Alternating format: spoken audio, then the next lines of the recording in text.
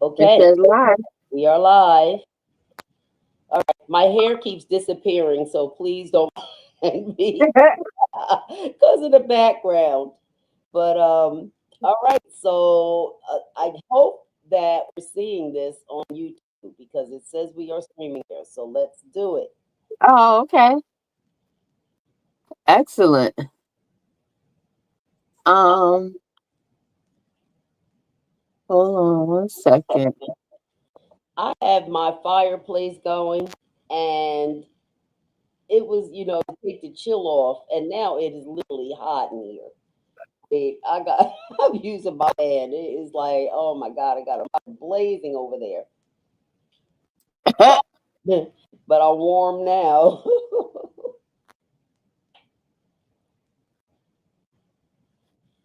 All right. One second. What happened to my screen? Yeah, and once I'm gonna play all the episodes with no sound as we just do start our discussion. So once you get started, I'll click play. There we go. On my screen. And we'll open this up here.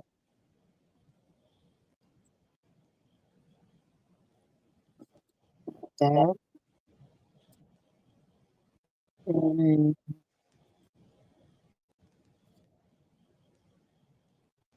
okay. All right. So, um, welcome everyone to our podcast video presentation. Come up for air.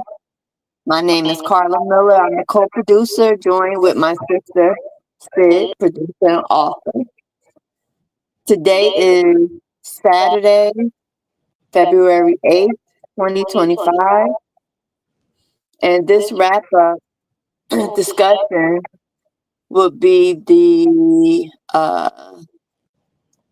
this is going to be the 10th story about our fruitful view. Before we get started, I want to just do a little housekeeping.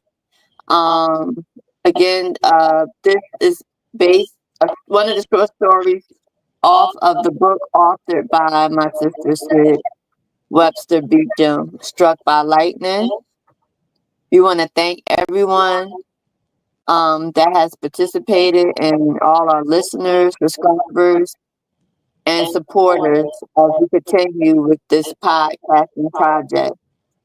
We're really excited that we made it this far. We've been doing this over a year now, and we look forward to seeing and being here as we continue to grow and improve our journey as YouTube content creators. Feel free to join in with your questions and or comments because I guess this is our first live. So we learning as we go how to work with this live broadcast. Normally we did the wrap ups, I guess recorded and then posted. The book Struck by Lightning is available for purchase on Amazon or from the website. And the website is www.cydwebsterbeecham.com, and that's spelled CYDWEBSTERBEACHAM.com. Now, so far we have released and produced 10 of the short stories of the book, and the fourth story we did publish, but we didn't put on YouTube due to the sensitivity. That story, I guess we were gonna put it on Patreon, but I guess we'll figure out how we'll publish that at some point in the future. Before we start, again, I want to thank everyone for listening, subscribing, and contributing to the project. Sid and I greatly appreciate all of the support. And if you would like to contribute and help with this project, all the links for donations are located on the main website. If you like this content and are not already subscribed, please stop what you're doing, hit the subscribe button on the YouTube channel, and also hit the like button. It's free, don't cost you anything. Just hit subscribe and like. Comment, please, because that also helps with the algorithms, and share to your social media platforms. We love the comments and feedback, so it helps us make improvements, and it also helps the channel grow.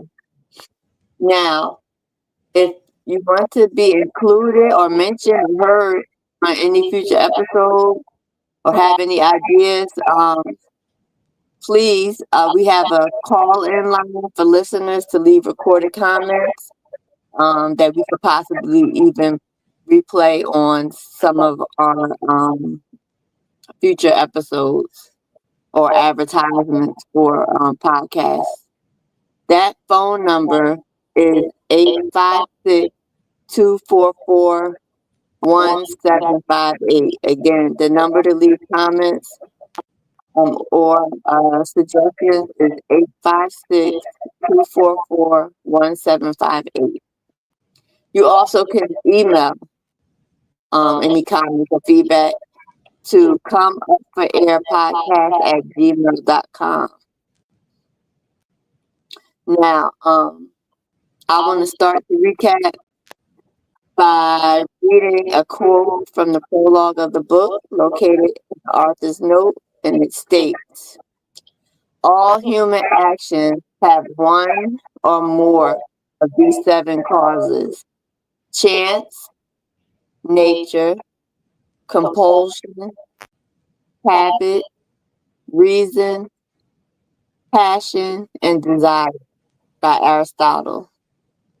As you listen to this story, let us reflect these 7 causes to the human character. Now, Sid, let's get started. Story 10. All right. And we are live on YouTube because I'm watching it on my phone. Oh, nice. Yeah, and I shared it to Facebook. So hopefully we'll get some people join. Now, let me see if I can get to it. Yeah, I on my, just have to turn the sound down because, otherwise you hear the echo. And right, I made comments, and the comments are showing up here on my dashboard in StreamYard. Oh, let me see if I can find it. Now, I'm looking on YouTube live, and I don't see anything. Let me I see had to search for it, to be honest. I don't log in and come up for air, Wow. but it's there. Let me do a refresh. There it is. Okay, perfect.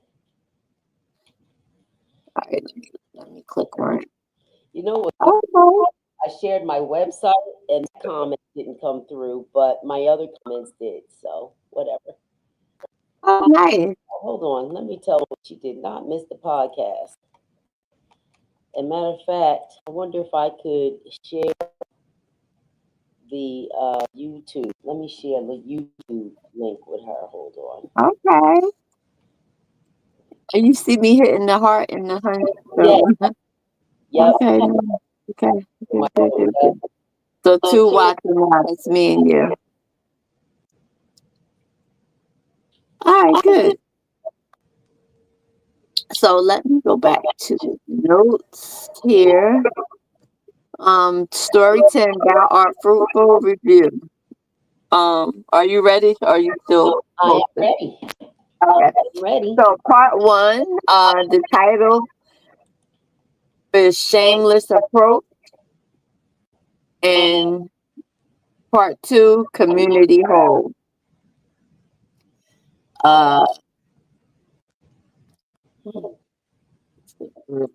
So this is a short clip You want me to read it, Sid? Yes, you can. I mean, I did Okay. some excerpts from those, from the two chapters just to give some type of context to the discussion. But hopefully, Right. everyone will actually, you can catch up on all episodes, all the readings on YouTube or on my website. Good. Good. So, in this beginning part of the story, this is a short clip where, I guess I'll just read this one here. It's a damn shame, ain't it? Pastor Jetson exclaimed. He passed Allison his phone number on a folded up piece of paper, which he had torn from the deceased person's program while riding to the cemetery. It seemed that almost nobody there expected that beautiful casket to be placed in an unmarked community grave. He whispered to Allison that it was a damn shame the family had spent so much on that casket and the beautiful programs only to throw their mother into a community hole. Now, it's so much to unpack in that first look. I know it. But yeah, the funny thing is that I actually that's something that actually happened to me. And that's where I got the story from. Wow. Yeah. Um yeah, it was many years ago. It was shocking, and I just feel that the pastor despised the family because the eulogy was filled with just anger. And so I had never been to a funeral like that before, and he was really angry at my former friends because the way they treated their mother. And so it started out that way, and then Wow. and then we get to the burial, and it was all weird. I had never seen anything like that before, where someone, first of all, it was a gigantic hole, and all these caskets were stacked up in it. But this pastor literally passed me his phone number. Wow. So that's what. At the funeral. Right. And it was just, and then he seemed to be, he said, "Oh, be careful, because I was standing on some plywood where he said, 'Don't you see all those caskets in that?'" He said, he was going on about how shameful it was. But I was in complete and utter shock, so that was the prompt for the story. But And the fact that he passing judgment, he the pastor. right, right, it was a small, So he standing 10 toes wrong yes, on all angles. yep, Passing judgment on the family at the funeral yes, yep, and passing his number, flirting with other women. yep. Now, the pimp in the pulpit was one of the comments that came to mind reading this story, Mhm. based on his behavior and the disrespect that he showed pursuing a woman at the funeral is beyond words. Ain't it though? But you know, it's just why did you decide to start the story at, with that particular scenario? So because it was something that actually happened to me. So when I thought about this story, there were a few scenarios that I really compiled into one character who happened to be Pastor Jetson. But I was able to draw on some actual events to character, and that was one of them. Okay. Yeah, I built Okay. the story around that. Okay, so then um we moved on to part three with the girlfriend drama, and then part four, no respect. Um, so the girlfriend's drama was basically about how they really was just enjoying the uh the fact that the the the Allison was uncomfortable with the whole situation being uh I guess, pursued by the pastor, and she wanted to leave, and the girlfriends was like just enjoying all the drama and really instigating it, and wanted, they was enjoying the drama, and they didn't respect the fact that she wanted to leave Yeah. and not go to the repast, Right. knowing that that man's wife and everything was there. Terrible. You know. So, yeah, so I was like, oh, The we drama. could have been, yeah, it was a lot of drama. But Pastor Jetson, being a narcissist for sure, bringing his mistress to the church was out of bounds. On that part of the part four, and then he managed to find his way into leadership, you know, at a church. At another church. Yep. So after he was removed from one church, he's a narcissist and a charmer. So people like that are able to maneuver their way into different spaces It's true. easily. But like you said, would you say he also was a con artist? I would say yes. I What would you say? also, because he's skilled with his confidence, and he knows how to find his way using people's emotions. So he Yes, said, because a lot of leaders, people in leadership position are that. You know what I mean? They know how to tap into people's emotions, and I think that allowed him to be a leader and found his way into a church. A lot of churches attract people who need help. You know what I mean? So it's right, and that to me is what makes him get into the con artist role. And the funny thing is, in this part of the story, he dumps his mistress and then returns to his wife at the new church. mm. Just all over the place. Yep. And he's at a place where there will be no end of hurt and wounded souls for him to take advantage of. Right. Yep. So, I mean, he got a full Leaving supply of body. victims. I know. He's definitely in the wrong place and at the right place for what he's trying to do it all at the same time. Mm-hmm. Mm-hmm. So, as we move on in the story with all his shenanigans, Allison, though, knowing all of this, uh, she, I feel like she should have ran. She Well, should have ran. But part five, we get into the story, and the title of that one is "Spreading Seeds," and then we got part six, "Appealing Magnetism." Part seven, her shrinking in his growth. Do you want to talk about those three? yeah, I mean, because now we're looking into some of his background. And I got to tell you, the spreading seeds thing takes me back to when I was in college. And there used to be these guys that would, at the time, being 18, 19 years old and everything, it didn't, we did know it was odd to have these 25 and 26, 29-year-old men hanging around college campus, living on campus, off campus housing and stuff like that.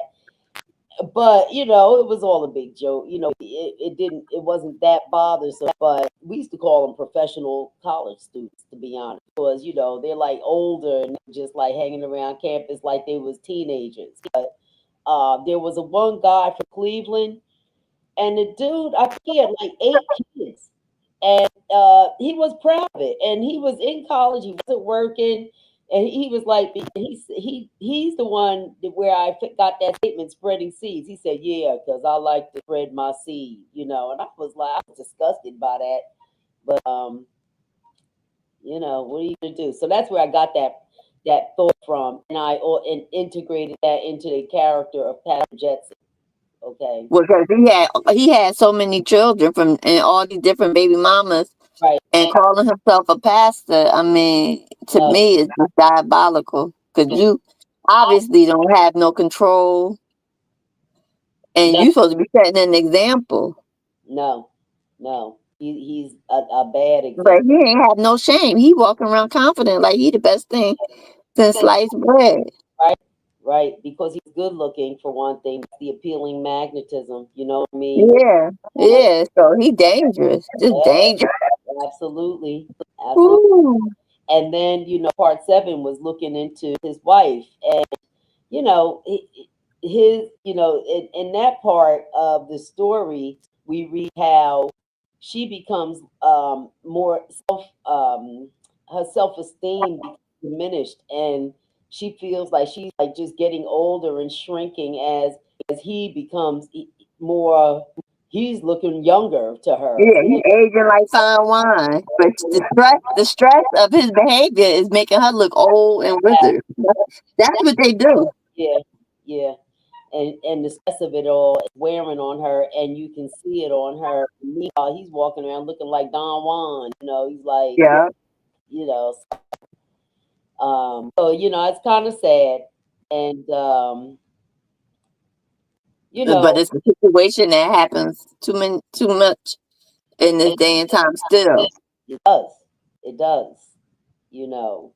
And that's and so the woman, the wife is his anchor.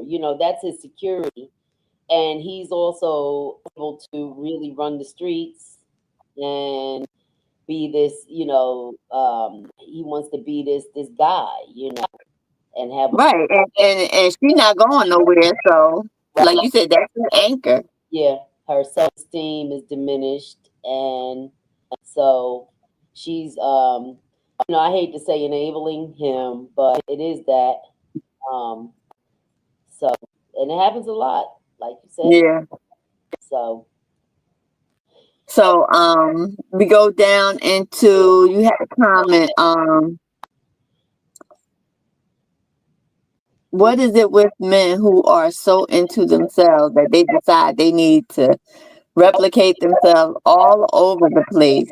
Why do so many women oblige this type of sperm donation? Talking about how he was able to make all these different children with all these different women. sperm donor. Women are out here lonely and Right, right. vulnerable, damaged, Yeah. And and him being in the pastor position. well, he knows, he can identify women whose clocks are ticking lonely, like you said, and could easily be manipulated. And so, Yeah, you know, he's like a predator, really. I mean, yes, he he is. feel it. I always felt like that anyway. I said, just like they say dogs or animals can smell fear, I think predators are like that too. Human predators, Yeah, they can they can smell the weakness. feel it. You know what I mean? And then they have a mark.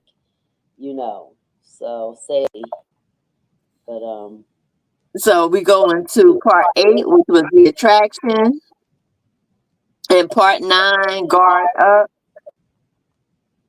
And let me just read a little bit of that excerpt that we got here. He boldly flirted with her, regardless of who saw him. The problem was that she realized she was actually turned on by him. We talking about Allison. mm, She got a strong sense from him as he spoke to her in his confident, willful, and passionate way. She wanted to leave the repast, but roll with her cackling friends. Allison's friends found the whole thing funny. Allison wanted to leave. Do you think her friends were wrong not to take Allison home before the repast? yeah, I do. I mean, they saw the wife's reaction, and the whole thing was funny. They were at a funeral. Yeah, that was So, terrible. so mad at them, and she should have called a cab. But because this is back before Ubers and things, I think it's easier to probably get away um, today, maybe in some Yeah, she could situations. have called an Uber Yeah, or Uber. and She could have called. everybody has cell phones now. You know what I'm saying? But back then it wasn't like that. So, she was, I guess, kind of stuck. Mm-mm-mm. Just a mess. That was messy. Yep. So, then we go into part 10, the contemplation, and part 11, his ministry. Did you want to Yeah. read? Yeah, Okay. I'll read it this time. Yeah, let me see if I can read if my eyes are working. Eh, So when Allison finally got home, there was a message for her on her answering machine from Pastor Jetson. There was something about his pursuit that was getting her all hot and bothered inside. She agreed to go to a basketball game with him. He explained that his wife did not like basketball and that his brother had extra tickets. Allison told him that it was wrong for him to be calling her, but he cut her off at every point to tell her how it was all right. It was because of his unique relationship and ministry. And Allison says, "Did he say ministry?" You know? Allison was already showing weakness. The fact that he got her to go out with him, got her phone number, Sure did. call him. Yep. It Yep. was already a wrap. It was already a wrap. Yep. Yeah. She knew he was married. So once he knew he was willing to to to lose her morals and Hmm. and, and take a phone call from him, it was a wrap for her. Yeah. Yeah. I mean, You know, it if she get out of this unscathed and uninjured, it'd be a miracle. well, I mean, the pursuit, right? So he managed to get her phone number. She didn't Right. give it to him. So that could have been one of her friends that did that, just digging the hole deep, or who knows. But, Yeah. intrigued by the pursuit. Yeah. It's a lot. Yeah. She got caught up. Yep. Yep. And so then, I mean, and he had all the tricks and the bells and whistles and the shiny car and all of that stuff Yep. to help. I mean, he knows how to, you know. Does. And it's a familiar scenario. That's not that unusual. Allison Right, physically attracted to this man, and now so that's a bummer because you know how I mean, she's feeling it and she's fighting temptation, but right, being to go out with him sends a different signal. You know, yeah, so right. He felt like well, he's breaking her down. exactly. So So we got a comment. We could see that already Allison is becoming weak for this man and his pursuit. Why would she fall for his story about his ministry? I don't know why she would fall for it. she's falling for it. Yeah, she did. Flabbergasted. Cause that would have turned me all the way off. You a pastor and trying to talk to me married? Know it. I mean, I don't think she fought for it. She was pretty much flabbergasted by the fact that he actually said that. But that should have been like a light bulb moment for her right in there, in my opinion. You know what I'm Yeah, saying? Should have, she should have ran. She but should have ran for her life. sure should Ooh, have. God. Yes. So part 12, we go in the land yacht. We talk about his shiny car and Hmm. how he likes to show off like a peacock Yeah. to draw you in. And part 13, imagining. And then we go into part 14, confused. Did you want to make any comments on those? I mean, she's confused because she's starting to feel some type of way about the guy. He pulls up in that land yacht, like you said, this shiny metallic green, old, one of them roomy, nice cars with the cream, leather seats and all. And she's kind of just swept up, like, caught up. Um, and it's a mistake that many women make, start telling Mhm. themselves that nothing will come of it. I'm just going to plan, put the brakes on it at some point, and the hole just getting dug deeper and deeper.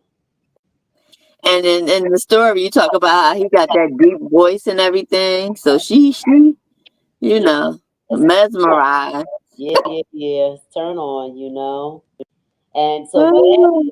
start talking to yourself about how I'm not going to let this go, but so far, um, and I think many women can be testify to the fact that that usually just doesn't work.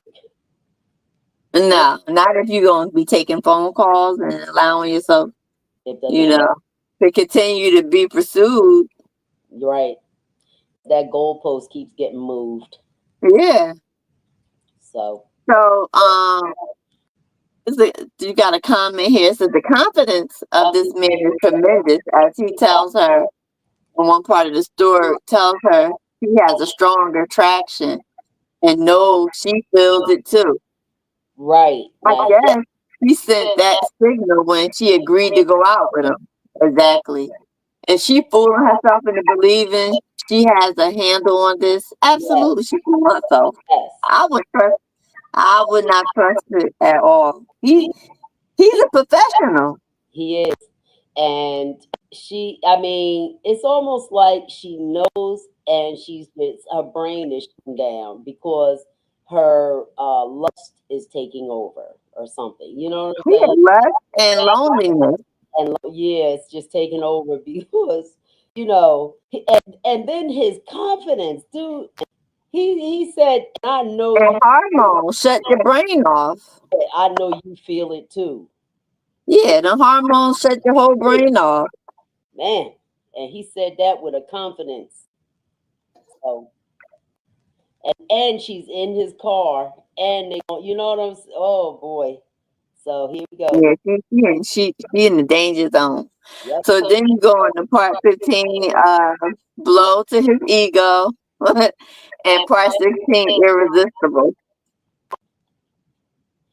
So Uh, going into his background a little bit for a moment, just to in the story, just to let the readers know how he really got built up this way, and how he got a fragile ego too.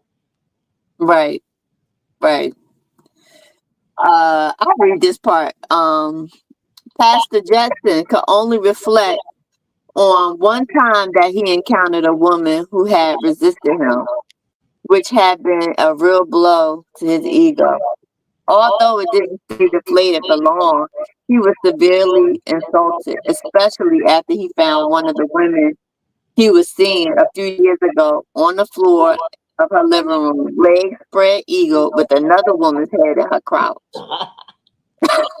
Well, he believed he was irresistible, but as we learned, he did get resisted and was completely insulted about it. Now, why do men take such offense to rejection? And that seems to be a lot of them. Yup. I mean, serious offense. I think that society says women are emotional, but I believe men are even more so. I really do. Yeah, Especially when they believe they are what a woman should want. They think themselves that like they're like, I'm somebody you should want. So how can you reject me? it's crazy. Yeah, And and so he wasn't no different. and and the fact that he really probably did get rejected, which is obvious with all the baby mamas he got. Yep. You know, when he did, he probably really was insulted. Hmm. Hmm. Which, now that you say that, that probably feeds into his need to keep trampling through women like that. To be honest, Hmm. no, I hadn't even thought of that before. But the rejection of women, when once they, especially once they wake up to realize that this guy is just, he's unfulfilled. He's not good for anyone because he's not. He's really not good for himself. You know what I mean? He can't. He's not settled in his own soul, and got the nerve to be a minister. So when these women reject him, he's got to find another one to soup his ego up. Exactly. His pit. And they're just an unsuspecting. Uh, What happened to all of a sudden? I can't hear you. you can't hear me? And yeah, your sound went right out, and now it's back. Oh, okay. All right. So now let's see. We're at part 17. Brother disgusted. Part 18 was back to earth, and part 19 was the reality. Yeah. Uh, I can I can read this insert here. Okay. Pastor Jetson went to get some popcorn, hot dogs, and soda from the concession stand, and his brother leaned over to Allison and told her how disgusted he was with his brother. Allison wasn't prepared to hear that. She was enjoying her denial and having fun at the game. Hmm. He went on to say how he thought it was terrible how he had so many women all the time. Afterward, they all agreed to meet at Mr. G's lounge. He ordered drinks for them. He then asked her if she was ready to go home. Allison turned to him and said, "No, I have called a friend to pick me up."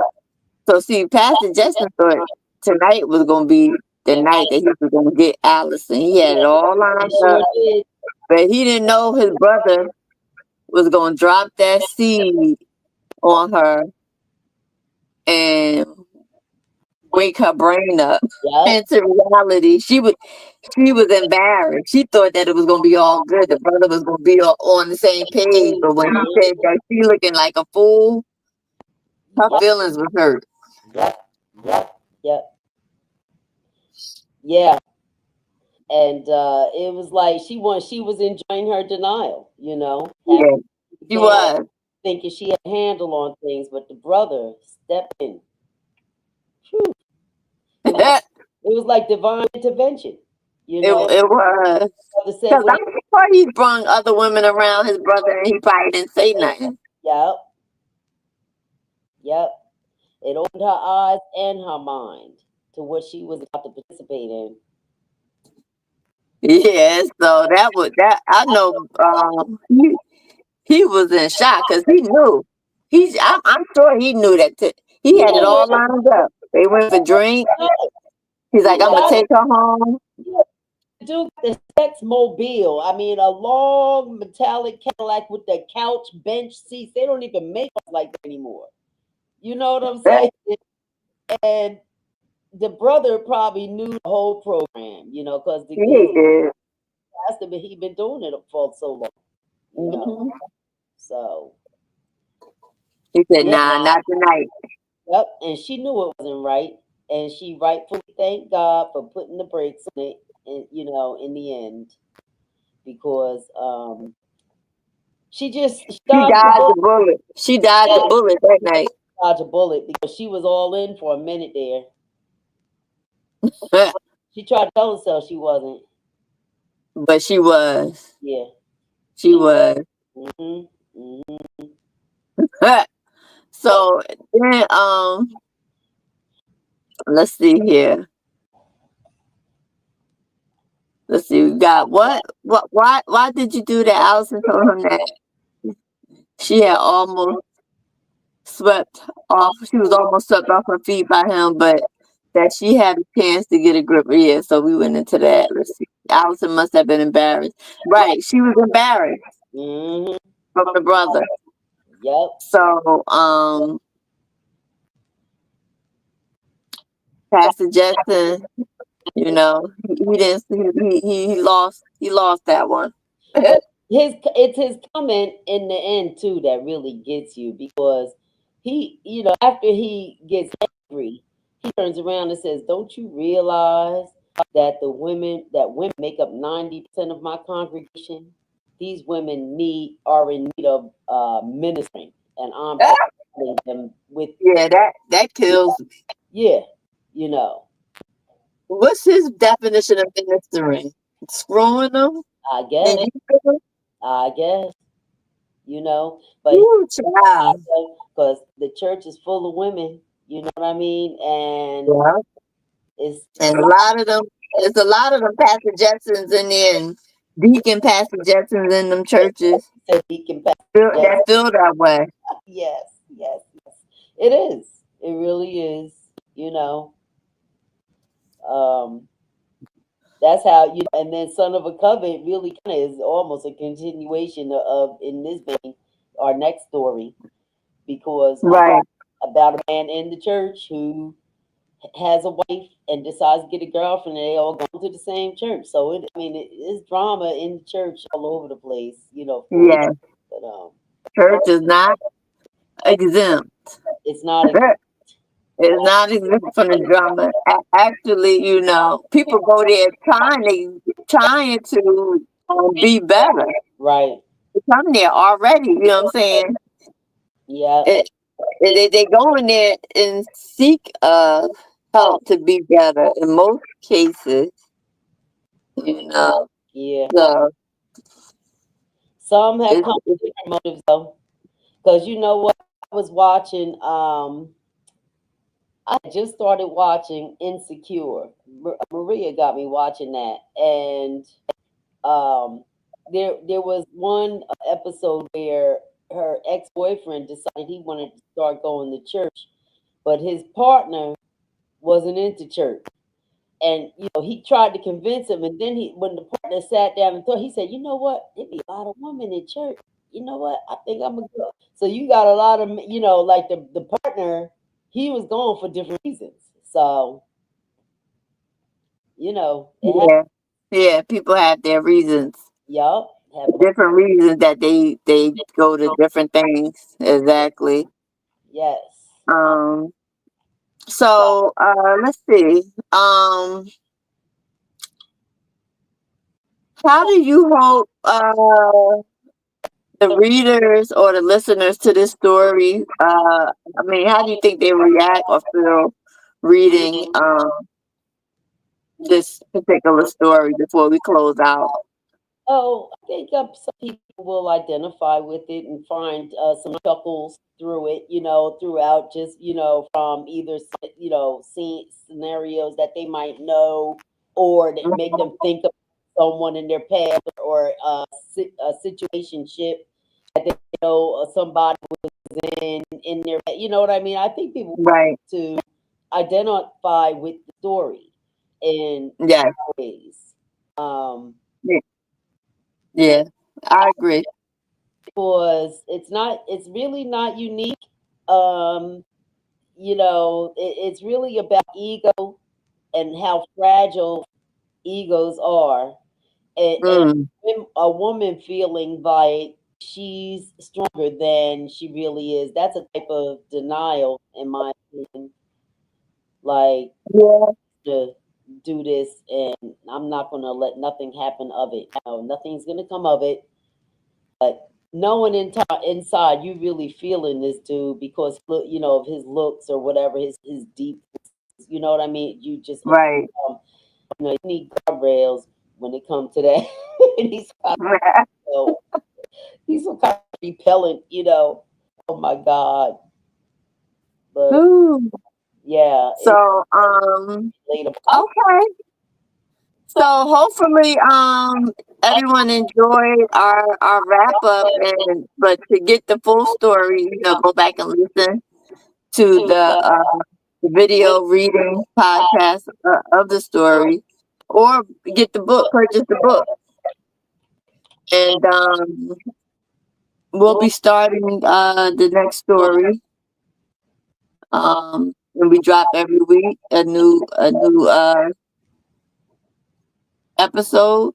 So we'll be starting next week with the next story. The 11th Hope story. you guys.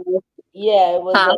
The 11th. It was a story that was added after in the second publication of Struck by Lightning. It's not in the original publication. It's in the second printing, and it's the story that the movie Roman is based on. So yeah, it's hopefully you get a chance to watch the movie that was based on the story Roman, on the story Son of a Covet, now streaming Yes, on Amazon Prime and Tubi. excellent. You have to search for Roman, directed by Dwight Wilkins. Yes, please go watch the movie, and then also come each week and check out the story that it was based off of, Yes. and we can comment and discuss the differences, or different things that may point out, that you want to point out in this story, this short story that we'll be starting next week.